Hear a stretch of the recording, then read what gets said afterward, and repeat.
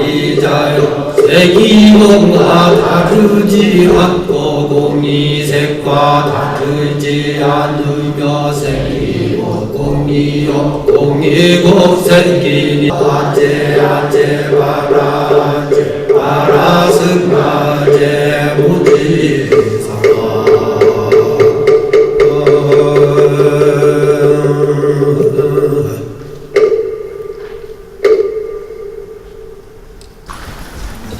오늘 가상현실과 증강현실 기술의 현황과 미래라는 제목으로 진행되는 사단법인 한국불교학회 5차 원래워크숍의 진행은 김성철 동국대학교 교수 교수님께서 맡아주시겠습니다. 마이크를 김성철 교수님께 넘기도록 하겠습니다. 박수로 맞아주시기 바랍니다.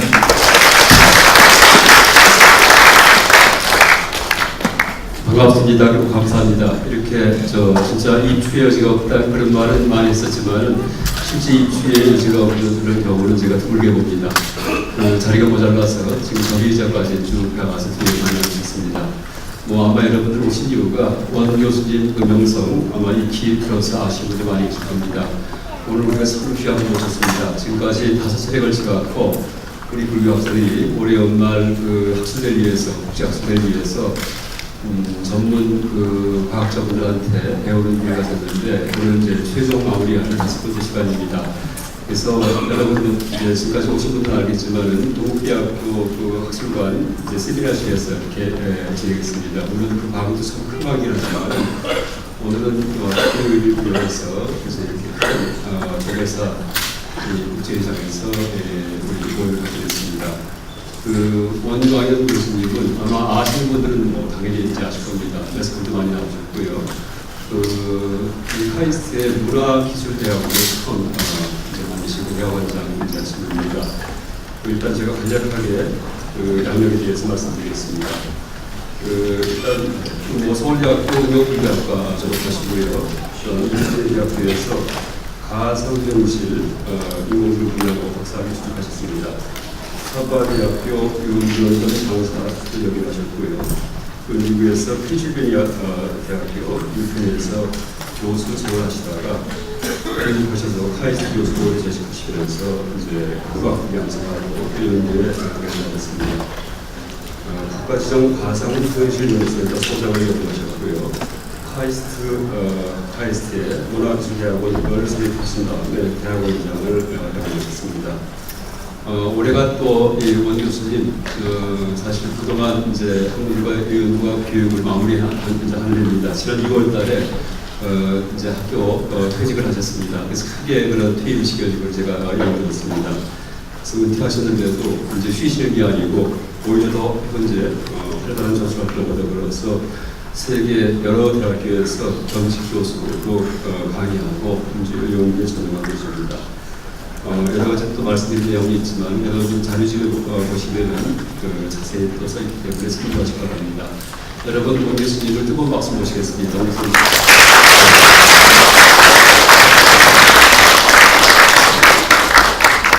과분한 제 소개 감사드리고요. 방금 소개받은 원광입니다. 아마 제가 카이스트 교수로 있으면서 여러 군데서 강연을 하고 발표를 했지만 아마 오늘 이 자리가 제일 멋진 장소에서 강연을 하게 되는 것 같습니다. 저로서도 굉장히 뜻깊고 아마 어떻게 보면 제 강연 생활의 하이라이트가 아닐까 하는 생각이 들거든요. 그래서 이거는 꼭 저도 사진으로 남겨서 기념을 제가 해야 될 것 같습니다. 그래서 양해해 주시면 제가 여기서 사진을 한 장 좀 찍겠습니다.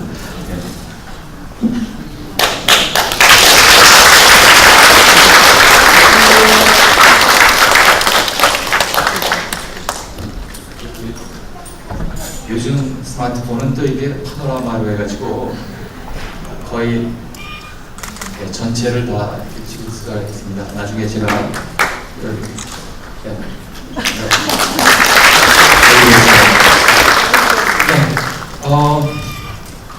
제가 마이크를 잡았는데요. 제가 1시간 분량으로 가상현실에 대해서 그 얘기를 하게 되어 있습니다. 제가 1시간은 초과하지 않겠고요. 제가 맡은 제목이 가상현실의 현황과 미래, 좀 딱딱한 제목인데요. 지금 제가 처음 이 워크샵에 1차 워크샵 인공지능 때 제가 왔었고, 그 다음에 제가 개인적인 사정으로 못 왔지만은 그 인터넷에 올린 동영상으로 그 다음번 사물 인터넷, 로봇, 스마트 시티 이렇게 다 저도 공부를 하고 왔습니다. 그런데 좀 무서운 생각이 드는 것 같아요. 저도 저희 처하고 가끔 앉아서 가끔 또 이제 TV로 영화를 보면은 그 가까운 미래에 대한 영화들이 많잖아요. 그런 영화를 보면 거기 그 행복한 그런 그 광경이 나옵니까? 거의 안 나오죠. 가까운 미래에는 기술이 우리를 지배하고 또 그런 가운데서 우리는 기계로부터 해방되기 위해서 투쟁을 하고 그냥 그런 것들이 대부분인 것 같아요. 그래서 제 처하고도 앉아서 얘기하면서 그래도 우리가 참 그래도 참 좋은 시기에 우리 태어나서 살고 있다. 크게 전쟁도 겪지 않고 또 저렇게 무서운 세상도 아니고 괜찮지 않을까. 그러나 또 한편으로 생각하면 그럼 과연 또 우리 그 후세들에게 또 그러한 그 무시무시한 세상을 우리는 넘겨줘야 되겠는가 하는 걱정이 또 들어요. 근데 그 결정은 누가 하는가? 그 결정은 우리가 하는 거라고 생각합니다. 여기 나온 그 기술들은 하나같이 사실은 저도 기술을 하는 사람이지만 저한테도 부담이 되고 굉장히 무시무시하게 느껴지는 기술들인 것 같아요. 그래서 물론 기술 그 자체는 생명력은 없습니다만 거기에 인간이 기술과 같이 들어가면은 그 기술은 생명력을 갖는 것이고 어떠한 생명력을 갖는 기술로 키우냐 하는 것은 결국 우리가 하기 나름 아닌가. 그래서 오늘 이러한 불교 학교에서 이렇게 마련해 주신 이러한 행사도 저는 굉장히 의미가 있다고 생각합니다. 그래서 당초에는 이 다른 발표를 보니까 화려한 동영상도 있고, 근데 저는 화려한 동영상은 하나도 없습니다. 그냥 진솔하게 제 생각을 좀 제가 전해드리고 같이 한번 제가 발표가 끝난 다음에 같이 한번 고민하는 시간을 가졌으면 합니다. 가상현실이라는 제목 자체도 사실 무시무시한 것 같아요. 다른 어떤 것보다 무서운 것 같아요. 가상, 그러니까 어떻게 보면 가짜라는 얘기죠. 그 다음에 현실, 그럼 가짜의 현실이라는 얘기인데 정말 무섭게 들립니다. 이게 이제 뭐냐 우선 다른 기술은 조금 이해가 될 것 같아요. 그냥 제목만 들어도 인공지능, 기계가 지능을 가져. 로봇, 기계가 인간처럼 움직이고 또 행동을 해. 스마트 시티, 우리 사는 도시가 조금 더 우리한테 쾌적한 삶을 제공해줘. 이렇게 금방금방 들어오는데 가상현실은 그렇게 쉽게 들어오지 않는 것 같아요. 가짜의 현실, 이게 도대체 뭐냐 하는 생각이 다들 아마 드실 겁니다. 저도 마찬가지고요. 그래서 일단 제가 인터넷을 보면서 가상현실이라는 타이틀을 가진 영상을 몇 개를 그냥 보여드리겠습니다. 그러니까 우리 일반인들은 이러한 것들을 가상현실로 아마 알고 있을 겁니다. 실제로 현재는 그렇고요. 네, 그냥 거기서 눌러주시겠습니까? 네. 아마 이 그림이 제일 유명한 가상현실 그림일 거예요. 근데 뭘 보고 있는지 모르지만 사람이 저런 안경을 쓰고 컴퓨터에 있는 세상을 경험하고 있다. 제가 한번 여기서 컨트롤 해볼게요. 네, 되는 것 같습니다. 네, 이런 것을 뭔지 모르지만 약간 컴퓨터가 제공하는 영상을 완전히 우리가 몰입해서 감상을 하고 있다. 또 요즘은 그 슈퍼마켓 가도 한 5,000원 주면 이렇게 이렇게 종이로 접어서 쓸 수 있는 것도 나옵니다. 네, 이런 것도 나오고 또는 어떤 것들은 네, 꼭 안경을 쓰지 않더라도 전 벽면 전체에 컴퓨터가 제공하는 영상을 뿌려주고 그 안에 사람이 들어가서 뭔지 모르지만 새로운 세상을 또 경험을 또 합니다. 이런 것도 가상현실이라고 부르고 또 이러한 그 공간 안에 한 사람이 거기 들어갈 필요는 없는 것 같아요. 여러 사람이 같이 들어가서 이 경우에는 뭐 아마 이 사람들이 자동차 디자인한 것 같아요. 그래서 자동차 내부 안에 들어가서 뭔가 자동차 설계하는 것을 같이 협업 작업을 하고 있습니다. 또 이런 것도 있고 또 보면 이게 하나 또 굉장히 인터넷 보면 잘 나오는 겁니다. 역시 비슷하게 사방이 다 컴퓨터 화면이고 그 딱 가운데 하나 비행기 조종관이 들어 있습니다. 그래서 마치 여기 탄 사람이 비행기를 조종하는 것 같은 느낌이 들게끔 하고요. 뭐 비슷하죠? 네, 이렇게 해서 만약에 실제로 저것을 실제 비행기를 가지고 우리가 훈련을 하면 굉장히 위험하고 또 돈도 많이 들겠지만 저렇게 가상현실 속에 들어가서 하면 훨씬 더 안전하고 또 배우기도 쉽고 또 돈도 적게 들겠죠. 이것도 비슷한 것 같아요. 아주 과학자들이 모여 앉아가지고 뭔지 모르지만은 바람을 한번 넣어보고 그 바람이 불면은 어떻게 이 기계가 움직이는가 뭐 그런 것들을 연구하는 광경인 거라고 봅니다. 사실 어떻게 보면 또 하나 일기예보 할 때 그 뒤에 스튜디오가 아니고 거기에 우리나라 지도가 나오지 않습니까? 그렇게 실제 스튜디오에 없는 또 지도 같은 것도 이 뒤에 이걸 갖다가 블루 스크린이라고 부릅니다. 그래서 이렇게 가짜로 배경을 만들어내고 또 저는 골프를 안 칩니다만 뭐 이렇게 골프존 같은 데 가면 이러한 인도어 골프도 또 즐길 수가 있습니다. 이것도 넓게 보면은 가상현실이라고 볼 수 있습니다. 왜? 좁은 방 안에는 골프장이 없죠. 그러나 실제 없는 가상적인 골프장을 이 좁은 공간 안에 가지고 들어오는 거거든요.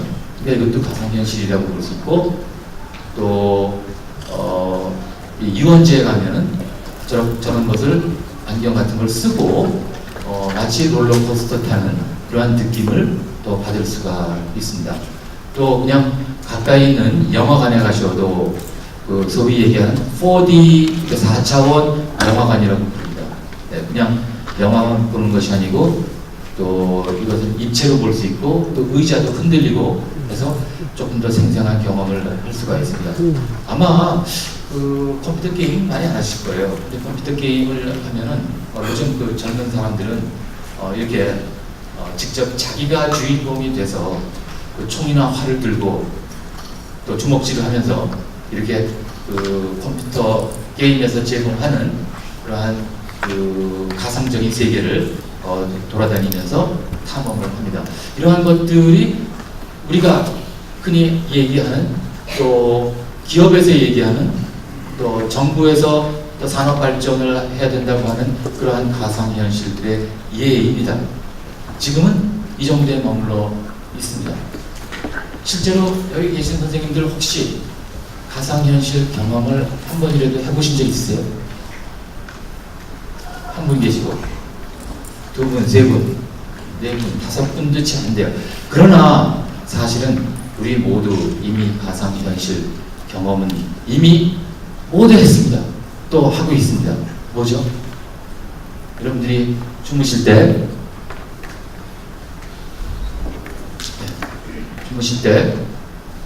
뭘 하시죠? 네, 꿈을 꾸십니다. 많은 경우에 꿈 꾸시는 동안에는 그게 현실이라고 생각하시죠. 꿈에서 깨어나면은 현실이 아닌 것을 가끔은 다행으로도 생각하고 아쉬워도 하고 합니다. 그래서 아시겠지만 기원전 한 300년 전에 장자는 낮잠을 자면서 나비가 되어서 날아다니는 꿈을 꾸었습니다. 이제 그리고 깨어났어요. 그리고 한 얘기가 있죠. 내가 나비였는지, 내가 나비로서 꿈을 꾼 건지, 아니면 나비가 나로서 내가 나의 꿈을 꾼 건지 나는 알지 못하리다 라는 얘기를 했습니다. 흥미롭게도 똑같은 시간대에 그리스에서는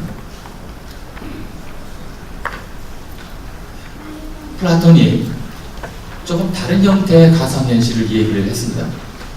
플라톤은 그랬습니다. 우리가 지금 보고 살고 있고 보고 있고 느끼는 이 현실은 가짜다.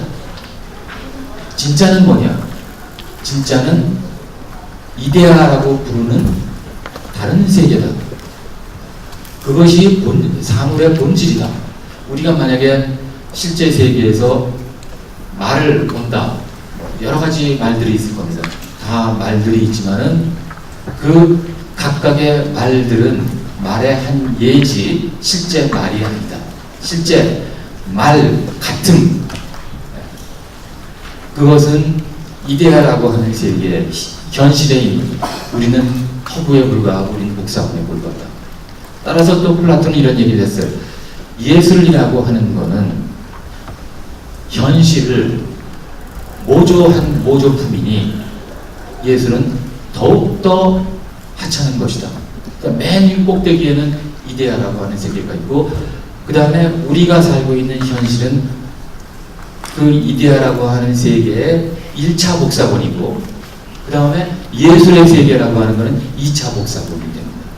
이게 플라톤이 얘기를 한 겁니다. 근데 사실은 현재 과학자들도 거의 이 기본적인 플라톤의 개념을 기술적으로 만들려고 합니다. 얘기 이제 조금 해보고요. 그래서 우리 과학자들은 기본적으로 자 그래 내 꿈을 꿨어. 저도 가끔 원치 않는 꿈을 가끔 꿉니다. 시험 전날 시험 공부하는 꿈. 그거보다 더 지독한 꿈은 강의 전날 강의 준비하는 꿈. 이런 꿈들을 꾸고 깨어나면 다행이다 하고 생깁니다. 그렇다면 꿈의 세계 또 꿈보다 더 생생한 세계를 한번 기술적으로 한번 만들어 보자. 이러한 그 욕망은 당연히 생길 거예요. 근데 그거는 20세기, 21세기 지금의 얘기는 아닙니다. 그거는 오래전부터 이미 선사시대 때 우리 인류의 선조들이 실제로 이 동굴벽화를 왜 그렸는지는 모르지만 분명히 이 동굴은 가상세계였을 겁니다. 이 동굴에 이러한 그림들을 그림으로써 그 동물들을 소유하고 싶은 욕구를 나타냈다든지 아니면 그 동물과 서로의 서로 대화를 했다든지 여러 가지가 있을 거예요.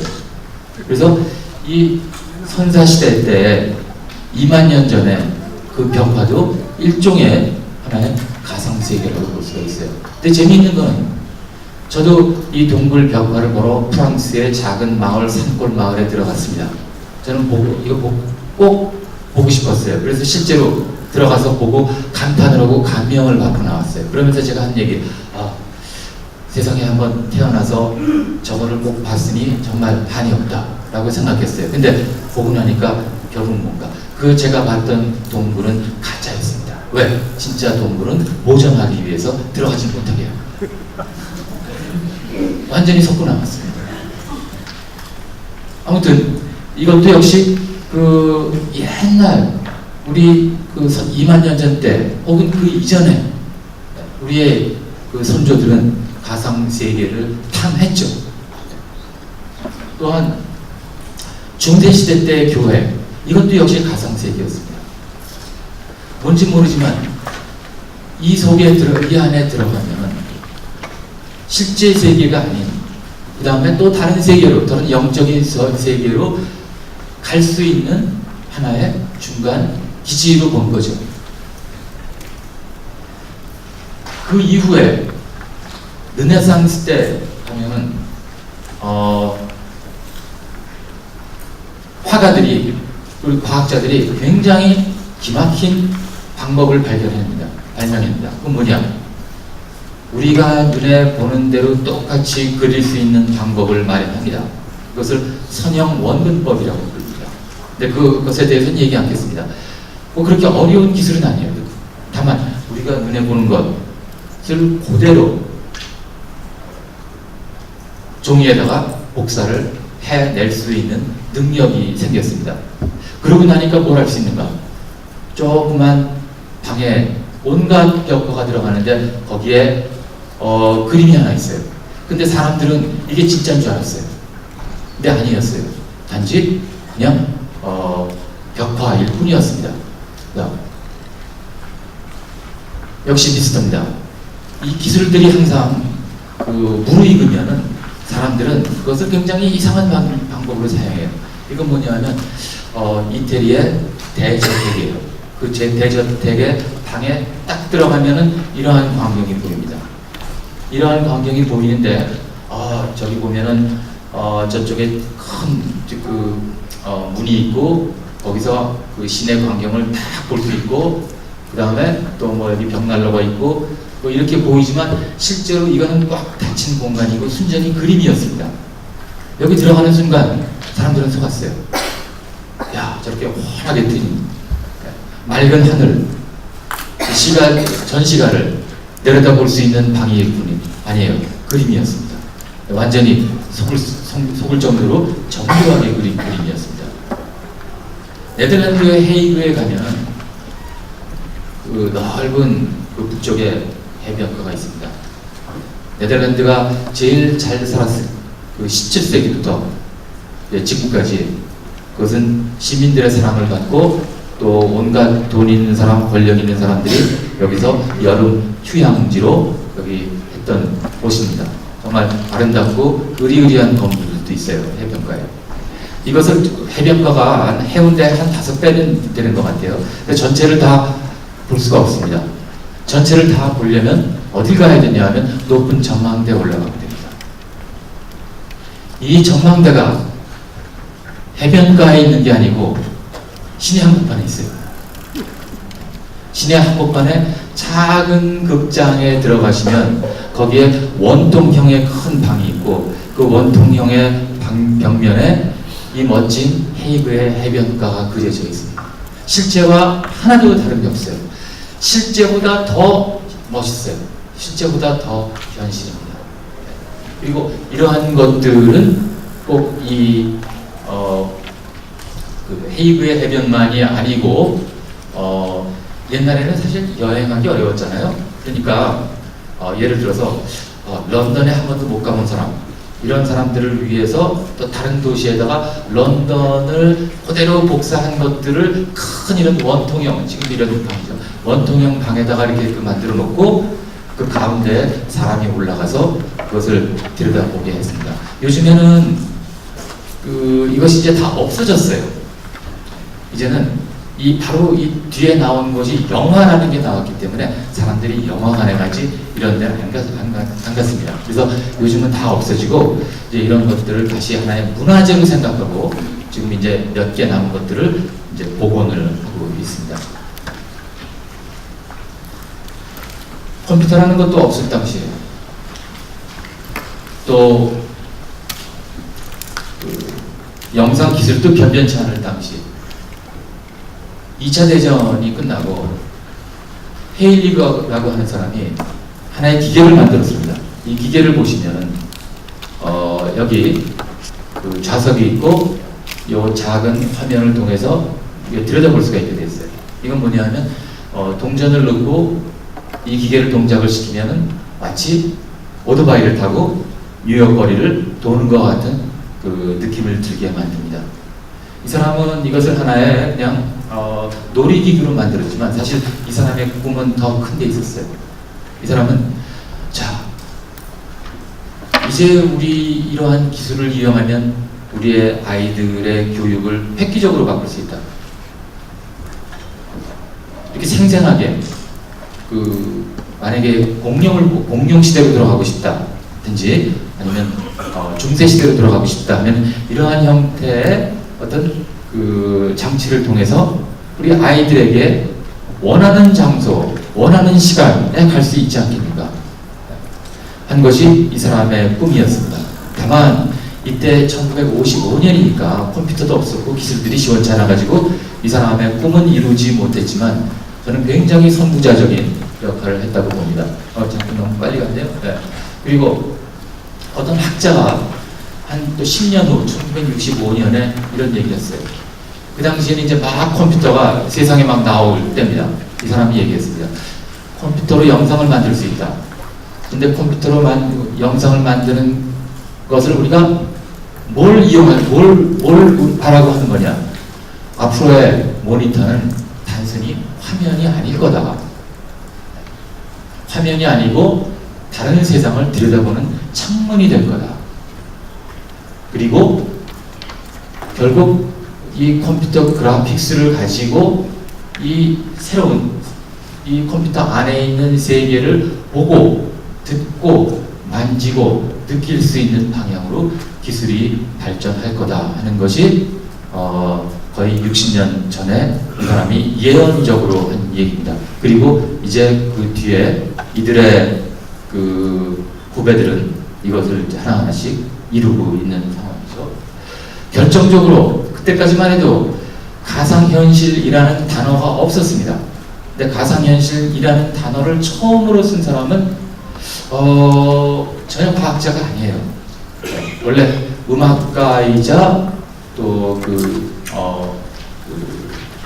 소설가인 라니어라고 하는 사람이 가상현실이라는 말을 처음 쓰고 가상현실이 탑재된 컴퓨터를 팔기 시작했습니다. 그때부터 갑자기 일반인들한테 가상현실이라는 용어가 알려지게 되고 사람들은 그때부터 열광을 했어요. 자, 현실 세계를 빠져나갈 수 있어.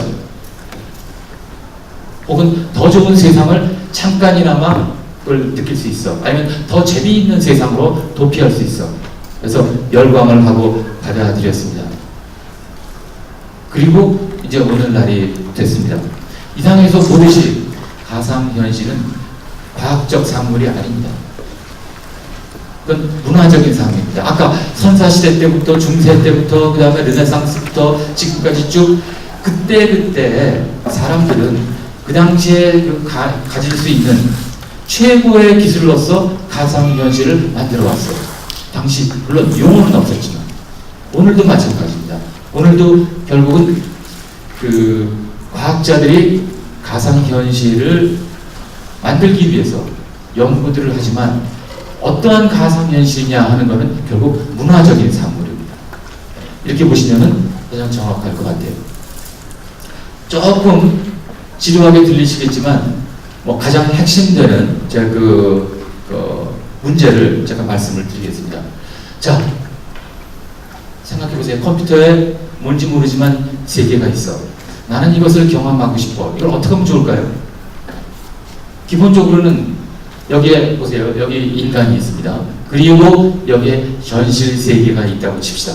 그러면 우리는 현실 세계를 감각을 하고 그 감각한 것을 가지고 우리는 행동으로 옮깁니다. 이제 이것이 우리 동물체가 하는 일입니다. 물론 인간만은 아니에요. 바퀴벌레도 빛을 받고 밝아지면 도망을 가죠. 다른 동물들 역시 감각과 행위는 합니다. 다만 인간의 경우에는 그것만이 아니고 감각을 하고 그것을 지각을 하고 또한 그것에 따라서 사고를 하고 또 감정을 유발하고 또 의지를 가지고 우리는 행동을 합니다. 그리고 우리는 행동을 함으로써 또 우리 현실 세계나 자연계를 조금 변경 혹은 변화를 시킵니다. 여기에는 굉장히 철학적인 이슈가 있어요. 어떤 철학자들은 우리가 인간으로서 사고를 하기 위해서 지각이 필요 없어. 완전히 지각을 안 하고 그냥 무아 상태에 들어가서도 사고가 가능해. 라고 하는 철학이 있고, 그게 아니야. 오히려 감정이 사고를 도리어 유발해. 하는 사람들도 있고, 또는 감각 없이면 사고는 절대 할 수 없어. 하는 여러 가지 그 철학적인 그동안에 고찰이 있어 왔습니다.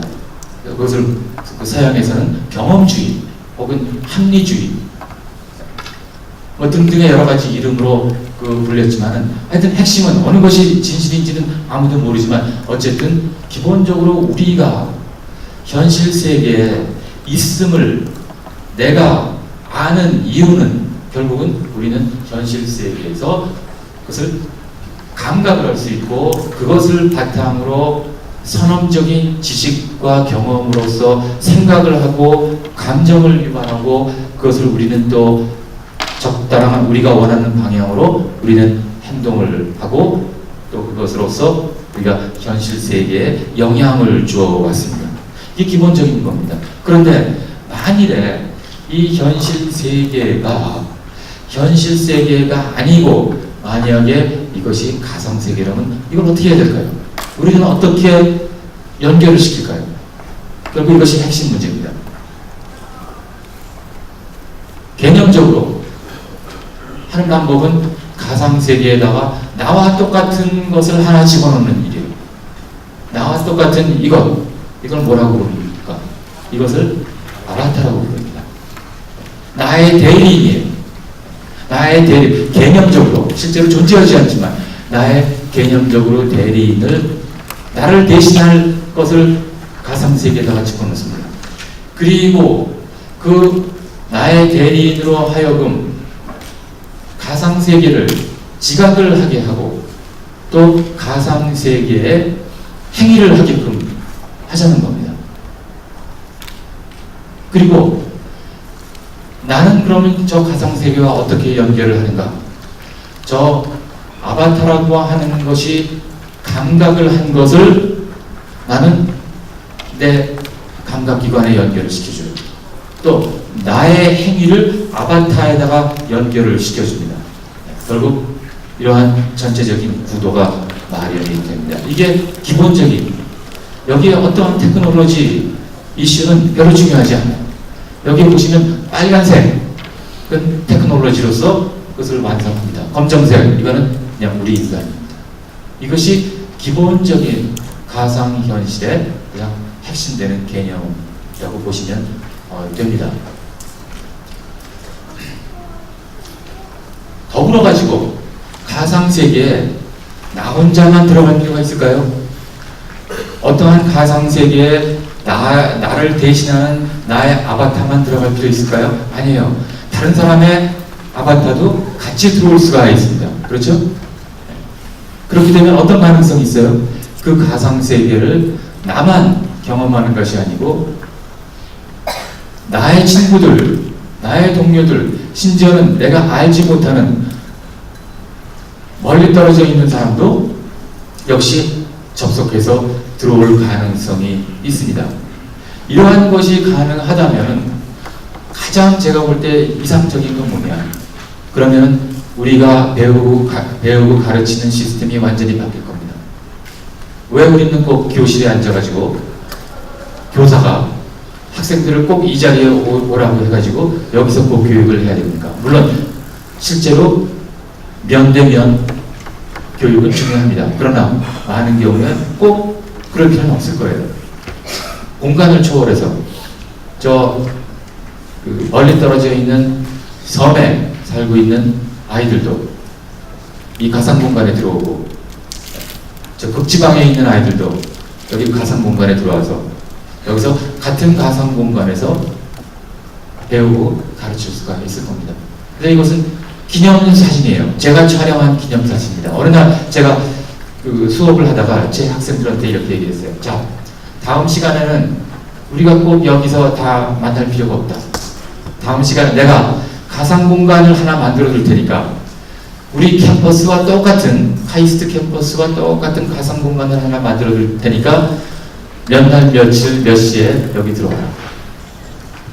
그리고 우리 거기서 한번 그 수업을 해보자. 그리고 출석은 불러야 되니 출석 대신에 여기 내가 단상을 마련할 테니까 각자의 아바타를 가지고 여기다 모여라. 그리고 기념사진을 찍는다. 기념사진이에요. 물론 지금 기술로 저는 굉장히 이거 자기적이라고 생각했어요. 지금 기술로 이렇게 완전히 현실과 혹은 현실보다 더 좋은 그런 상황을 만들어 놓고 거기서 학생들과 또 교사와 그 서로 그 대화하고 가르치고 배우는 것은 아직까지는 좀 불편합니다만 많은 경우에는 실제 현실적인 강의실에서 하는 것보다는 저것이 더 효과적일 때가 있습니다. 그럼 앞으로 기술이 발전하면 적어도 교육에 관한 우리는 현재의 교육의 틀을 바꿀 수가 있고 개선할 수 있는 가능성은 충분히 있다고 생각이 됩니다. 그래서 가상현실은 여러 가지 가능성을 가지고 있습니다. 이것이 하나의 철학으로서도 의미가 있고 결국 가상현실의 핵심은 과연 존재한다는 게 뭐냐? 현실이라는 것이 뭐냐? 어떻게 현실을 비슷하게 재현을 할 수 있을까? 또 그렇게 마련된 현실, 가짜 현실에서 우리는 무엇을 할 수 있을까? 이러한 문제들이 되죠. 철학적인 이슈에서부터 과학적인 문제에서부터 공학적인 문제에서부터 또 하나의 앞으로는 어떠면은 거실에 TV가 아니고 가상현실이 뭔가 놓일 수도 있어요. 그렇게 되면 하나의 이것이 미디어, 즉 매체로서 TV 다음에 매체로서 이렇게 되면 또 사회적인 현상으로서 과연 우리는 현실에 더 많은 값어치를 둘 것인가? 아니면 가상세계의 그 가치를 나눠 가져야 될 것인가? 아니면 현실보다 가상세계가 더 가치가 있는가? 이런 문제도 또 발생합니다. 어떤 사회학자는 그런 얘기를 했어요. 이제는 우리는 이미 복제시대, 가상적인 복제시대에 살고 있다. 그리고 그 복제가 실제보다도 더 위력을 발휘하고 있다. 그리고 또 한 걸음 더 나아가서 이제는 복제는 원본을 필요로 하지 않는다. 그런 무시무시한 얘기도 했어요. 아무튼 여러 가지 그 철학적인 이슈, 과학적인 문제, 공학적인 문제, 또 사회적인 문제, 여러 가지 문제들이 있는 것 같습니다. 저도 지난 그 25년 동안 카이스트 교수로 있으면서 가상현실 기술을 가지고 아까 얘기했던 그런 교육이라든지 또 건축도 굉장히 중요해요. 왜? 내가 아파트 청약을 하려고 해요. 꼭 거기 그 모델하우스에 가봐야 될까요? 안 가볼 수도 있어요. 그렇죠? 그냥 거실에 앉아가지고 그 모델하우스를 난 둘러볼 수도 있습니다. 또한 문화유산, 저는 굉장히 이 분야를 한 것을 저는 축복이라고 생각합니다. 언젠가 한 10년 전일 거예요. 10년도 채 안 됐어요. 한 7, 8년 전에 석굴암을 갔습니다. 주지 스님이 저희들한테 꼭 24시간 시간을 줬어요. 뭐냐? 석굴암에 들어가서 그것을 다 측정을 그대로 하는 겁니다. 근데 이것이 여러 가지 장비를 가지고 들어가야 되기 때문에 여태까지 한 번도 허락을 한 적이 없어요. 근데 그 취지를 잘 이해해 주셔가지고 딱 24시간 주셨어요. 그래서 몇몇 학생과 연구원과 저와 들어가서 일반인들이 한 번도 들어갈 수가 없는 그 공간에 들어가서 24시간 동틀 때까지 거기에 있었습니다. 물론 일하는 시간도 있었지만 가만히 앉아서 그 가운데서 저 혼자 눈을 감고 명상했을 때 그 느낌, 정말 한 번도 그런 느낌은 그 후에도 한 적이 없습니다. 그런데 만약에 그것을 가상현실로 재현할 수 있으면 저는 꼭 석굴암에 그 안에 들어가는 게 허락이 안 되더라도 가상현실로 들어가서 우리는 그러한 그 느낌을 실제로 받을 수가 있을 겁니다. 기술적으로는 아무 문제가 없어요. 이렇게 그 문화유산이라든지 여러 가지 그 가능성이 있습니다. 그런데 앞으로 미래는 어떨까요? 지금까지 제가 얘기했던 것은 다 현재 얘기입니다. 그럼 미래는 어떨까요? 미래는 과학자들보다는 예술가들이 더 미래를 잘 압니다. 많은 경우에 그들이 예견한 것이 더 맞는 경우가 상당히 많았습니다. 다만 우리는 그렇지 않기를 바랄 뿐이죠. 여기 보시면 영화 뭐 보신 분도 있을 거예요. 매트릭스 같은 영화. 사람의 뇌에 직접 연결을 시켜가지고 모든 사람을 다 가상 세계에서 살게 하는 영화. 그다음 아바타 같은 영화.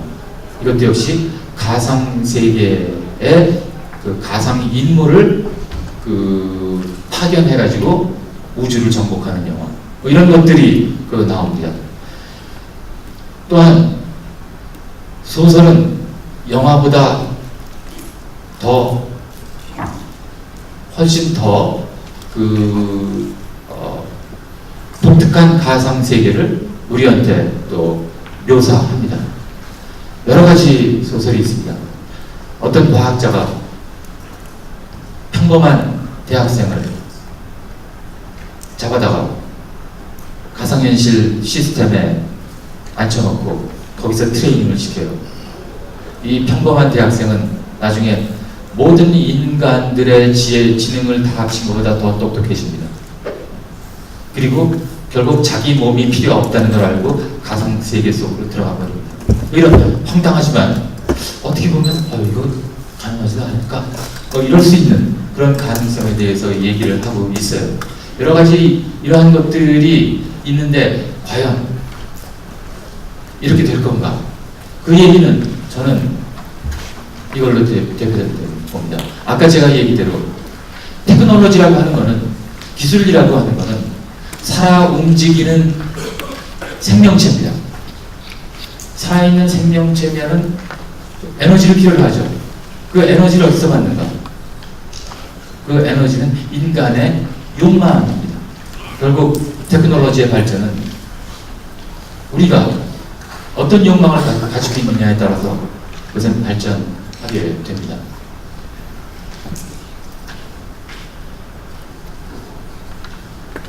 그렇다면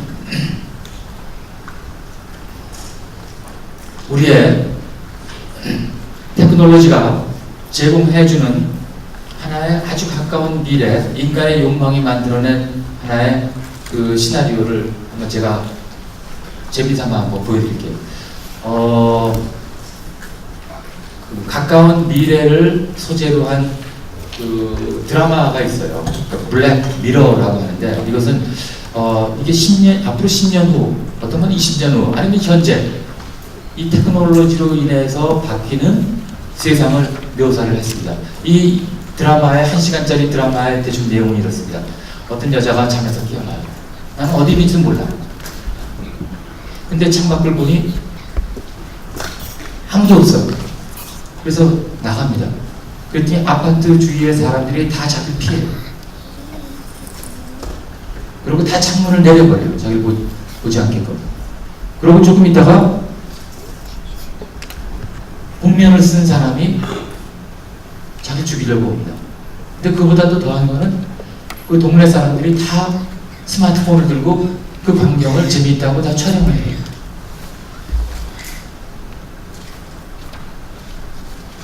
살기 위해서 도망을 칩니다. 그러나 역시 사람들은 다 그걸 즐거워해요. 왜 그런지 여부는 몰라요. 자기와 비슷한 한 사람을 만납니다. 그래서 두 사람이 온갖 고통을 겪고 육체적인 고통, 정신적인 고통을 겪으면서 도망을 갑니다. 어느 창고에 결국은 이 친구와 함께 창고에 들어가요. 까만 창고였어요. 갑자기 불이 환하게 켜집니다. 그리고 커튼이 쫙 열려요. 그 앞에 수백 명의 관람객이 있어요. 그리고 그 장소는 법정이에요. 법관은 그 여자한테 얘기합니다. 이 여자는 연쇄 살인범이었어요. 사람들에게 묻습니다. 이걸로 충분한가? 아니라고 그래요. 그러면 다시 한번 돌리겠습니다. 이 여자를 다시 가상현실 시스템에 넣고 또 똑같은 일을 또 반복합니다. 얼마나 끔찍하죠? 이 정신적인 육체적인 이 고통은 계속 반복을 하고 그것의 기술적인 뒷받침은 가상현실 시스템입니다. 이것이 현실이 이걸 보는 순간 이거는 저는 5년 내에 가능하다고 생각합니다. 결국 사회가 이걸 원하는가 또는 다른 방향으로 갈 건가 하는 것은 결국 모든 우리들이 결정을 할 문제인 것 같아요. 결국 이 여자는 그 법정에서 다시 한번 또 선고를 받고 또한 똑같은 일이 그 다음 날도 되풀이 되겠죠.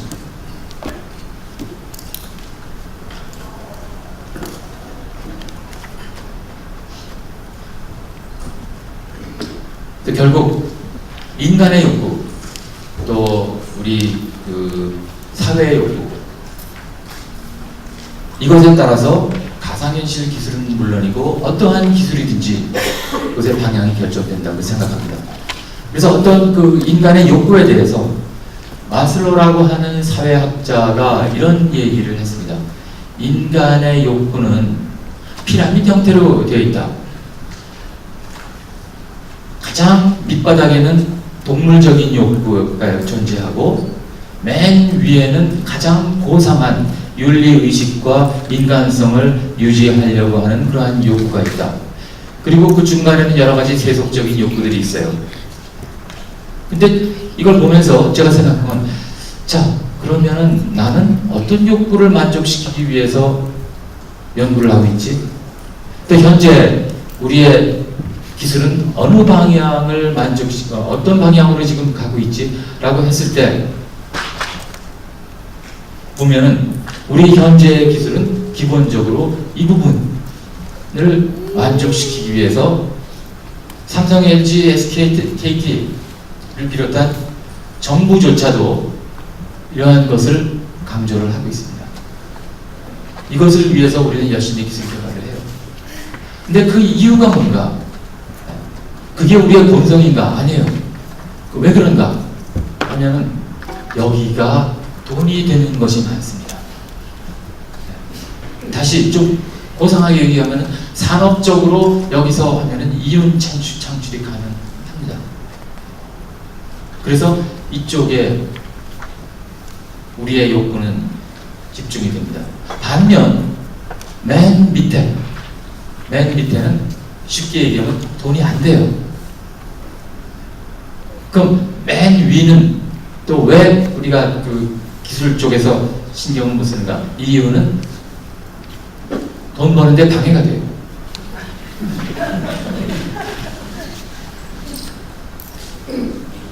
앞으로는 결국은 과학과 기술 개발, 물론 과학은 우리 사회를 떠나서 독립적으로 존재할 수 있습니다만 그 과학을 활용한 기술은 또 기술을 활용한 산업은 결국 우리의 이러한 그 사회적인 또 이 심리학적인 이러한 그 지배 구조는 절대 벗어날 수가 없죠. 그래서 우리가 사실 관심을 가져야 할 것은 현재 어떤 기술이냐, 이것이 어떤 식으로 발전할 것이냐 하는 것보다는 과연 그 기술의 원동력이 되는 그 사회의 욕망, 욕구, 인간의 욕망과 욕구를 어느 방향으로 승화시킬 수 있겠는가, 어느 방향으로 우리가 나가게끔 사회적인 합의를 이루어내느냐가 가장 저는 중요하다고 생각합니다. 그래서 여기까지 제가 여기까지 말씀을 드리고 이제 시간이 거의 다 됐죠? 네. 그래서 네. 원래는 1시간 반 강의하시고 네. 네. 네. 원래는 2시간 그 질의응답 시간이 있는데 선생님들께서 원하신다면 제가 한 30분 정도, 30분까지는 안 걸릴 것 같은데 한 20분 정도 더 좀 가도록 괜찮을까요? 네. 남은 시간에는 역시 관련되는 이슈입니다. 관련되는 일인데 4차 산업혁명 얘기를 할게요. 지금 원래 우리 전체 그 워크숍 5번에 걸친 워크숍도 기본적으로 큰 주제가 4차 산업혁명이거든요.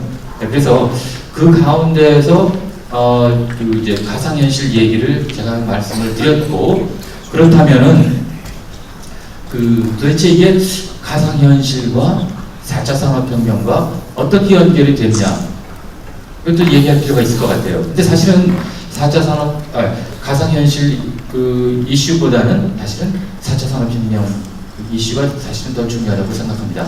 근데 들어오시면 자연스럽게 4차 산업혁명과 가상현실이 이렇게 관련되는구나 하는 건 아마 느끼실 수 있을 것 같아요. 네. 굉장히 많은 얘기들이 나옵니다. 하나하나 다 아까 제가 맨 처음 얘기대로 참 겁나는 얘기들이에요.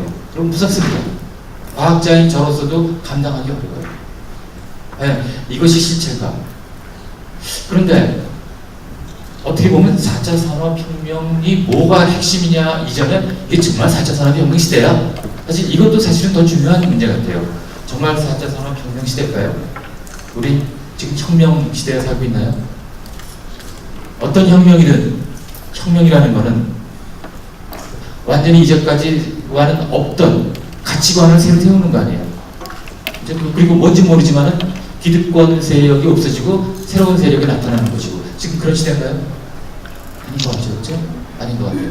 그러면 4차 산업혁명이라는 게 과연 뭐냐 하는 건 우리가 좀 볼 필요가 있을 것 같아요. 이것은 상당히 어떻게 보면 굉장히 상업적인 그 지금 프로파간다라고도 볼 수 있습니다. 한번 보세요. 1700년대 우리는 농업혁명을 겪었습니다. 불행히 우리나라는 빼야 되죠. 농업혁명을 겪었고, 그 다음에 우리가 초등학교에서 배웠던 제임스 와트에 의한 증기기관이 폭발적인 에너지가 돼가지고 산업혁명을 우리 맞이했습니다. 이것이 1700년대 말입니다. 그리고 2차 산업혁명이라는 게 교과서에는 잘 안 나와요. 그러나 그냥 전문가들에 의하면 2차 산업혁명, 1차 산업혁명은 증기기관이고 2차 산업혁명은 전기다라고 얘기를 해요. 전기는 19세기 말에서 20세기 초에 들어갔을 때 막 나왔습니다. 한번 상상해 보세요. 예전에 촛불 시대에서부터 갑자기 밝아진, 인간이 밤이라는 것이 완전히 암흑이었는데 이것이 24시간으로 증가한, 넓어진 한번 세계를 상상해 보세요. 분명히 혁명이었을 겁니다. 그런데 3차 산업혁명은 일관된 이론이 없어요. 많은 사람들이 3차 산업혁명은 컴퓨터다 얘기를 합니다. 그리고 어떤 사람은 아니야, 컴퓨터도 뭐 예전 산업혁명의 그냥 연장이야, 뭐 그런 얘기들을 해요. 또 어떤 사람들은 어쨌든 간에 3차 산업혁명이 곧 올 거다, 이건 자본주의가 바뀌는 거다, 뭐 등등의 얘기를 합니다. 근데 별로 중요치 않은 것 같아요. 어쨌든 자, 3차 산업혁명 얘기가 나온 지 불과 10년 만에 4차 산업혁명 얘기가 나와요. 많은 경우에요, 실제로 이론으로 또 글로 설명하기 어려운 것은 그림으로 설명하면 굉장히 쉽습니다. 인터넷에서 네이버나 구글을 치고 산업혁명 딱 치면 처음에 뜨는 영상이 이거예요. 그러니까 이게 산업혁명을 대표한 이미지입니다. 맞습니다. 모든 나라는 다 농촌 경제예요. 달구지가 지나가고 뭐 그런 데입니다. 영국의 런던, 그때 산업혁명이 막 났을 때 하면 이런 광경이었습니다. 이런 도시는 전 세계에서 하나밖에 없었어요. 그리고 전 세계인이 런던에 오면은 이 황홀한 광경에 이걸 경탄을 금치 못했습니다. 우리나라도 빨리 저렇게 돼야 될 텐데. 물론 이 안에 들어가면 이런 광경, 심지어 어린아이도 하나의 구성물이었습니다. 이런 광경. 사실 어린아이라는 개념도 없었답니다. 어린아이는 단순히 작은 어른, 이렇게 간주됐답니다. 이것이 1차 산업혁명의 이미지라고 보시면 될 것 같아요. 그럼 2차 산업혁명은 전기라고 했죠. 전기만은 아니에요. 자동차, 그 다음에 비행기, 이걸로 대변이 됩니다. 2차 산업혁명을 그럼 대표하는 이미지가 뭘까? 일단의 예술가들이, 그 당시 1900년대 초에 일단의 예술가들이 모였습니다. 앞으로 세계는 이제부터 세계는 바뀌었어. 이제 앞으로의 세계는 시간과 공간이 바뀌어. 모든 것이 빨라지고, 모든 것이 멋있어지고, 모든 것이 높아져. 이러한 사람들을 자기들을 미래주의라고 불렀어요. 그래서 미래주의 운동이 이태리에서 탄생했습니다. 미래주의 이 화가들이 그린 그림 보세요.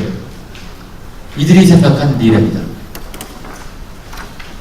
이런 그림, 뭔지 모르지만 다이나믹하게 바뀌는 세상을 묘사하고 있습니다. 이게 그 당시에 2차 산업혁명의 이미지라고 볼 수 있을 것 같아요. 심지어는 이게 뭘 나타낼까요? 로봇일까요? 아니에요. 인간이에요. 그들이 보기에 인간은 이제는 정지에 있는 생명체가 아니에요. 이제는 시공간에서 굉장히 빠르게 움직이는, 그것의 인간의 정체성이라고 생각을 했습니다. 그런데 지금도 그 2차 산업혁명의 핵심을 정말 몸으로 느낄 수 있는 곳이 있습니다. 어딜 가면 되냐면 파리에 가시면은 근대 미술관이 있어요. 거기 가면 큰, 이 정도 될 거예요. 이만한 방 하나에 벽화가 하나 있습니다. 이 벽화는 그 당시에, 그러니까 20세기 초에 그 만국 박람회 엑스포 있죠. 엑스포가 열렸을 때 엑스포의 맨 입구에 그려져 있던 벽화입니다. 이것을 그 라울 디퓨라고 하는 그 화가가 그린 건데, 이것의 제목은 뭐냐면 전기 요정입니다. 다시 얘기해서 전기 문명을 찬양하는 거예요. 그래서 이 벽화의 내용을 보면 고대 그리스 시대 때부터 현대에 이르기까지 이 물질 문명에 기여한 과학자와 발명가들과 사업가들의 100명의 그림이 쫙 나와 있습니다. 초상화가 있고, 위쪽에는 그 당시의 현대사회, 전기로 이루어서 바뀐 이 밝고 휘황찬란하고 이 멋진 사회의 생활상이 위에 쫙 그려 있습니다. 어마어마한 그림이에요. 그림을 보면 정말 황홀할 정도입니다. 이게 2차 산업혁명이 약속한, 또 실제로 만들어낸 그런 세계의 그림입니다. 3차 산업혁명은 제가 컴퓨터라고 얘기했어요. 컴퓨터는 전기에 비하면 초라합니다. 사실 컴퓨터 그림 볼 거 없죠. 컴퓨터가 나와서 그것이 소수의 전유물이 아니고 일반 가정에 들어올 때 사회는 바뀌었다고 생각했어요. 그래서 시사주간지 타임지에서는 항상 타임지는 1월 1일 날 첫 호에 항상 올해의 인물을 선정해서 싣습니다. 대부분은 정치가들이에요. 대부분은 미국 대통령입니다. 근데 이때는 올해의 인물에 누굴 집어넣냐면 사람을 안 넣고 머신 오브 더 이어, 올해의 기계라고 했어요. 그리고 컴퓨터를 했습니다. 그리고 여기 제목이 뭐냐면 컴퓨터가 우리 생활에 들어오고 있다 이렇게 했어요. 그런데 제가 볼 때 이거는 저는 아닐 것 같아요. 이거는 완전치 않아요. 정말로 컴퓨터에 의해서 바뀐 우리의 생활을, 우리의 삶을 그림 한 장으로 보여준 예가 저는 이거라고 봐요. 네. 2007년에 똑같은 타임지가 놀랍게도 여기에 Person of the Year 하고 누구를 했어요? 유가 누굽니다? 우리 자신들이죠. 우리 모든 개개인이에요. 그러니까 처음으로 특정 인물이 아닌 전 지구의 70억 명을 올해의 인물로 했습니다. 왜 그랬을까요? 그 이유는 이제는 우리는 컴퓨터를 활용을 해가지고 단순히 지식을 전달받는 것만이 아니고 우리가 이제부터 지식을 만들어낼 수 있고 우리의 표현을 해낼 수가 있어요. 그리고 심지어는 우리가 표현을 함으로써 세상에 영향을 줄 수가 있습니다. 아직 완벽하진 않지만 그것이 가능해졌어요. 뭐 트위터든 페이스북이든지 네이버든지 뭘 통해서라도 우리의 의사를 표현할 수가 있고 그 표현된 결과로서 세상이 바뀔 수가 있다는 걸 얘기하고 있습니다. 그래서 여기에 보면은 사람들이 왜 유일까? 여기 그래 너야. 네가 정보 세상을 네가 컨트롤하는 거야. 그리고 뭐라고 했습니까? Welcome to your world. 너의 세상에 온 것을 환영한다 라고 했습니다. 근데 만약에 앞에서 얘기했던 그리고 이제까지 이 워크숍에서 다뤘던 인공지능, 로봇, 가상현실, 스마트 시티 이런 것들이 다 발전을 해가지고 앞으로 정말 4차 산업혁명이 와서 우리의 사회가 바뀌어진다고 칩시다. 그러면 20년 후에 타임지는 여기다가 뭘 시켰습니까? 저는 이것이 이럴 수가 있다고 생각합니다.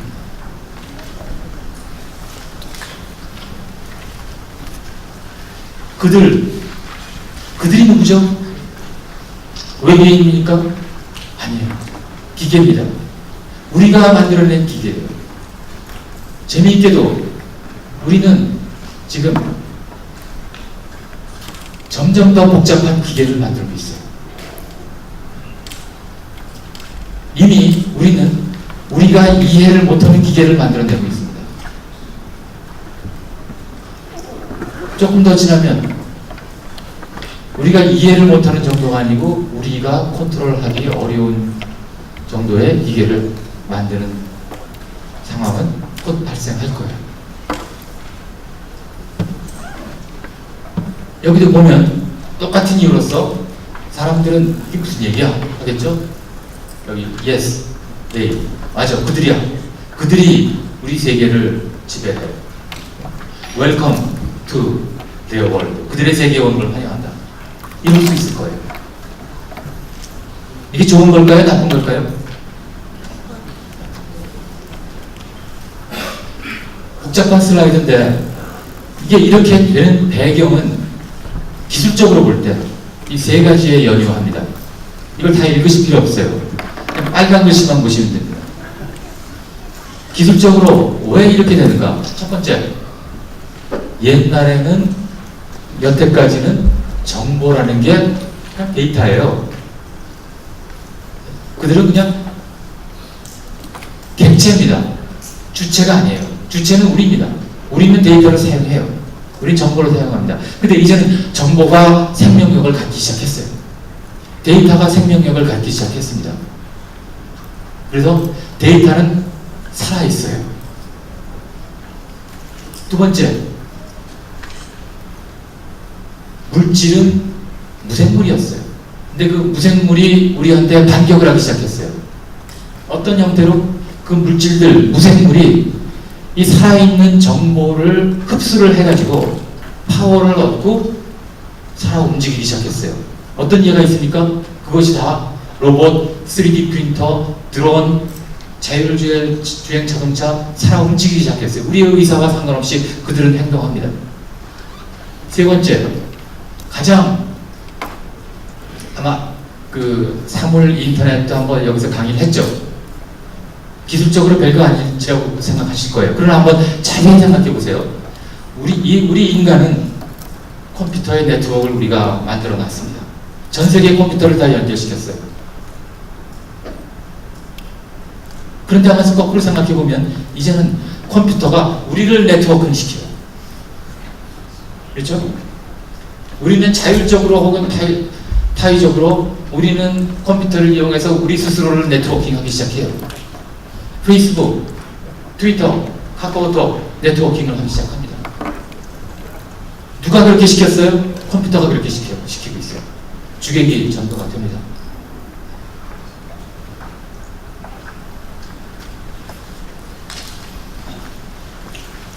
그래서 거시적으로 한번 볼 때 1차 산업혁명, 기계의 힘이에요.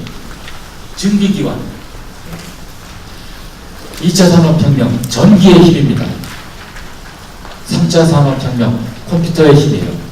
그러면 4차 산업혁명은 뭘까?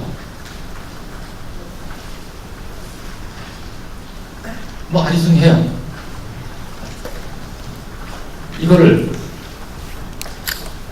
한마디로 저는 하이브리드라고 하는 조금 어렵지만 하이브리드라는 단어를 소개를 할까 합니다.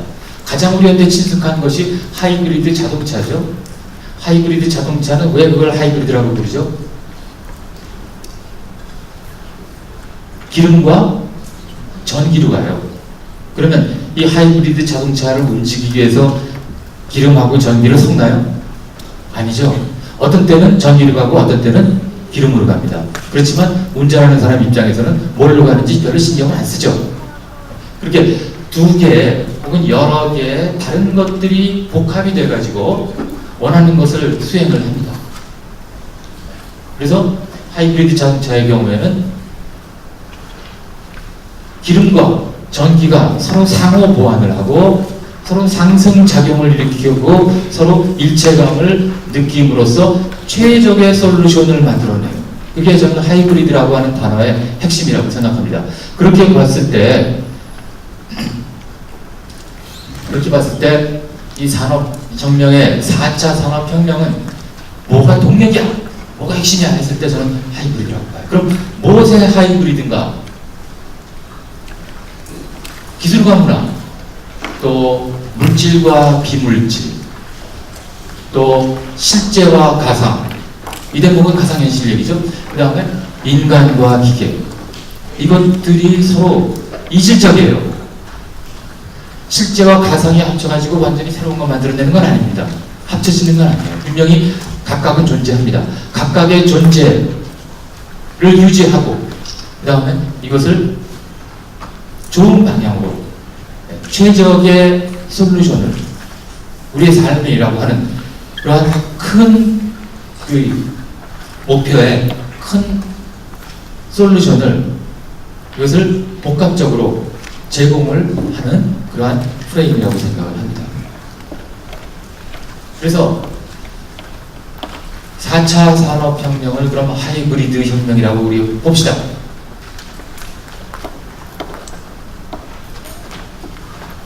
그때 세계관은 지금과는 다를 거예요.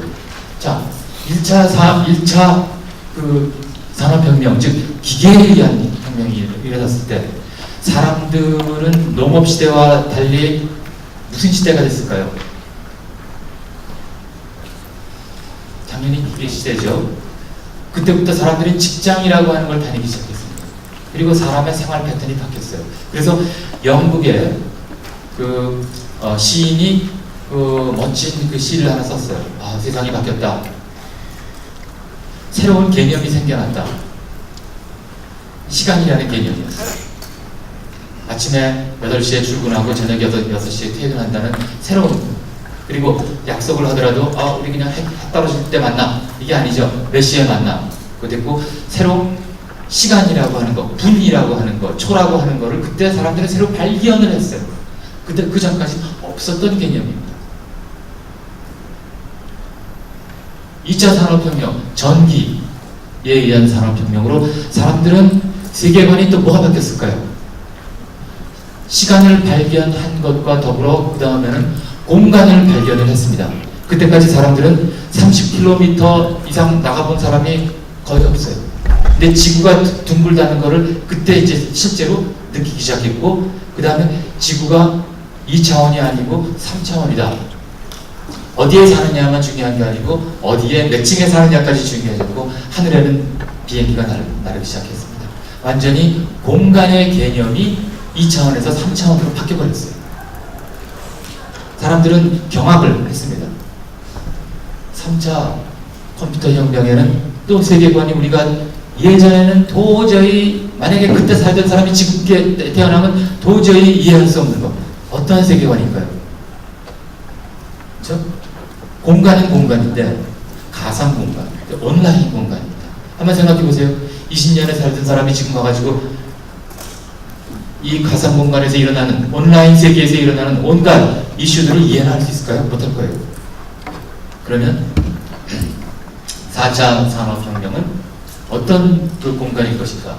완전 하이브리드 공간이라고 생각합니다. 즉 현실과 가상이 합쳐져 있는 공간인데 그게 어떤 건지 사실 저도 몰라요. 그러나 우리는 그런 공간을 우리의 세계관으로 갖고 우리는 살아가게 될 겁니다.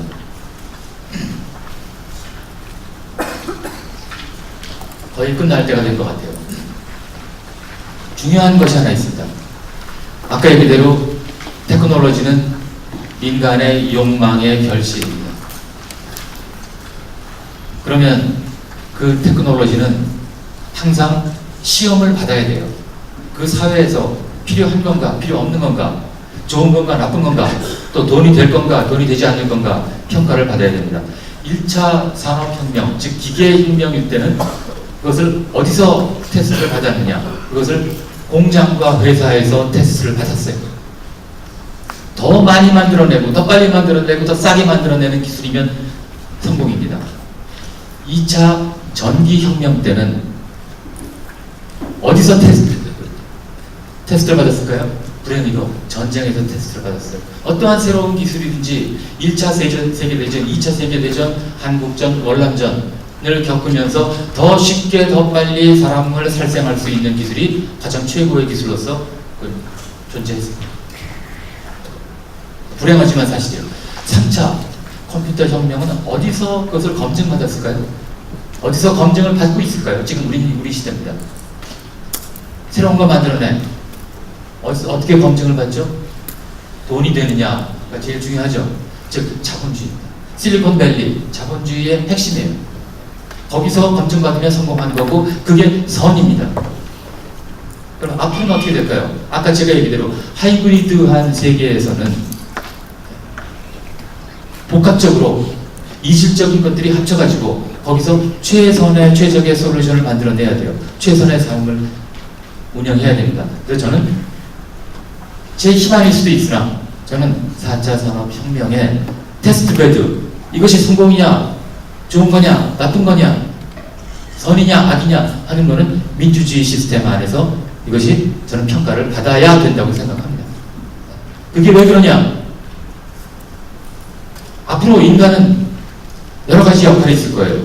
첫 번째, 어떤 사람들이 있냐면 그 무시무시한 테크놀로지와 기계를 소유한 사람들, 또 소유는 하지 못해도 기계가 하지 못하는 것을 할 수 있는 사람들, 또 세 번째로 기계가 하기 싫어하는 일을 하는 사람들, 기타 이렇게 될 겁니다. 만약에 이 민주주의가 테스트베드가 아니고 자본주의가 테스트베드로 남아있는 한은 어떻게 됩니까? 결국은 사회 격차만 엄청나게 커지겠죠. 결국 맨 위에 있는 소수의 사람들이 모든 부를 차지할 겁니다. 그렇죠? 당연히 그렇게 될 거예요. 그리고 2번, 3번, 4번으로 내려오면서 거기에 일반 대중들이 다 모일 거예요. 즉 다시 얘기해서 중산층이 붕괴가 될 겁니다. 따라서 이 시대에 우리가 바라는 인간상은 기계를 소유는 하지 않지만 우리가 새로운 가치를 만들어낼 수 있고 또 이 복잡한 이 어마어마한 그 테크놀로지가 이룩한 그러한 시스템 내에서 그것들을 잘 활용할 수 있고 또 그것을 향유하고 또 사유할 수 있는 인간이 앞으로 우리의 자손들이다. 그런 생각을 희망을 하고 제가 이 발표를 마치도록 하겠습니다.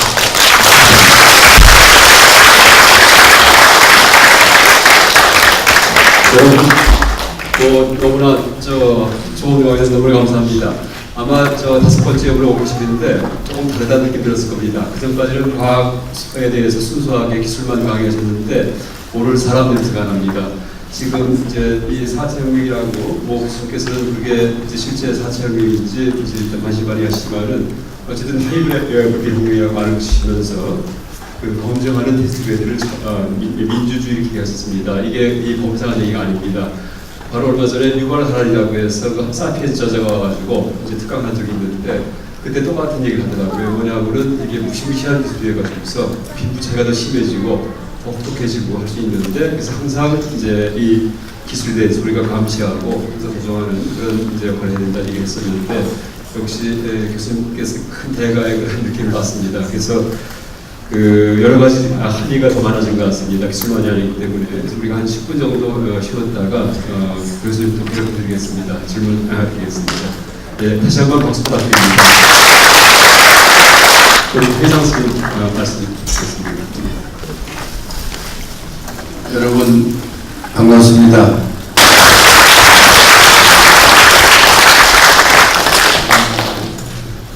우리 한국불교학회에서 불교와 4차 산업이라는 명제를 걸고 3월 25일 날 2차, 4월, 5월, 6월, 7월 오늘 이제 부야예의 마지막으로 이제 원광희 교수님을 모시고 강의를 들었습니다. 정말로 강의 훌륭하시고 또 과학자시고 전조학을 하시지만은 철학적 입장에서 조명하시고 또 역사적 입장에서 조명하시고 또 미래지향적으로 긍정적으로 강의를 해주시게 돼서 역시 원로 계시고 훌륭한 마인드를 지고 계시구나 이렇게 생각을 해봤습니다. 오늘 참 강의 참 감명 있고 참 좋았습니다. 여러분 동의하시죠?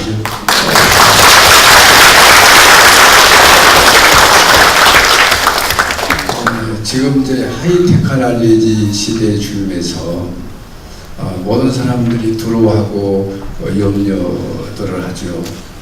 기술이 고급화됨으로 인해서 기존 인간들이 가지고 있는 가치가 소멸되고 새로운 가치가 생산돼야 되는데 그 새로운 가치를 생산하는데 불교가 기여할 수 있지 않겠나 그렇게 생각을 해서 이런 학술 대회를 준비하게 됐습니다. 오늘 이제 12월 2일, 3일 날 국내 학자 한 20여 명이 이 분야에서 지금 논문을 열심히 쓰고 계시고 외국의 한 10분의 학자분들이 열심히 논문을 쓰고 계십니다. 약 30여 분이 훌륭한 논문이 나와서 지금 하이테크놀로지 시대에 있어서의 우리 가치 생산이 소멸되고 이 시점에서 철학적 함의와 불교적 논의를 통해서 행복을 창출할 수 있고 가치를 생산할 수 있는 그런 훌륭한 논문이 나올 것이라고 기대해 봅니다. 오늘 12월 2일, 3일 동국대학교에서 이틀 동안 세미나를 갖게 됐습니다. 함께 했습니다. 여러분 함께 동참하셔서 새로운 가치를 생산하는 그런 훌륭한 세미나가 될 수 있도록 함께 동참해 줄 것을 아울러 부탁을 드립니다. 오늘 강의는 제가 풀이 말씀 안 드려도 너무도 쉽고 가볍게 접근하시고 누구나 이해할 수 있도록 강의를 해주셨기 때문에 제가 굳이 풀어서 말씀 안 드려도 잘 이해하시라고 믿습니다. 이렇게 아까 제가 이 오미강 교수님 모시고 차를 한잔 하시면서 말씀 잠깐 나누었는데 오늘의 이 자리에서 강연이 본인한테는 굉장히 영광스럽고 행복한 시간이다 이렇게 말씀해 주셨습니다. 아마도 일생 학자로서의 일책 교육이 있으시면서 수많은 강의를 해오시면서 많은 제자들을 배출해내고 많은 일을 길러내면서 바로 오늘 이 순간이 가장 행복했다는 이 말씀을 들었을 때 불교 학회 회장으로서 또 이렇게 교수님을 모신 우리 학회로서 크나큰 영광이고 사랑이고 또 가슴이 감명을 받았습니다. 너무 감사드립니다.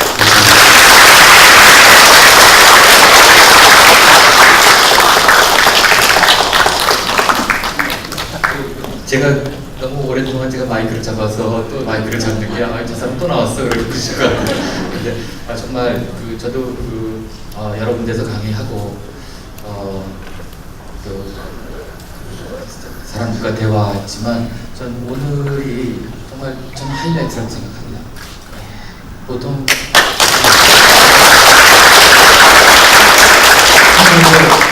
과학은 객관적이어야 되죠. 따라서 제가 그 강연을 할 때 제 의견을 얘기할 수 있는 기회는 전혀 없었습니다. 항상 기술 얘기밖에는 제가 못했습니다. 근데 오늘은 제가 그동안 꼭 하고 싶었던 얘기, 이 얘기를 제가 할 수 있었고요. 그것을 또 이렇게 흔쾌히 또 이렇게 허락해 주시고 또 이렇게 들어주시고 하는 또 선생님들께 정말 저로서 정말 영광이고 제가 영광이고 제가 감사하다는 말씀을 드리겠습니다. 정말 고맙습니다.